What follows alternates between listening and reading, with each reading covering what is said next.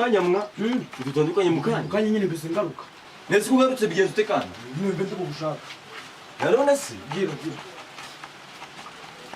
iki se bigenze ute none niki kibazo mbayo make amaki se ndabagoyeho make muzina kwa ya make nona kwa amafaranga bazura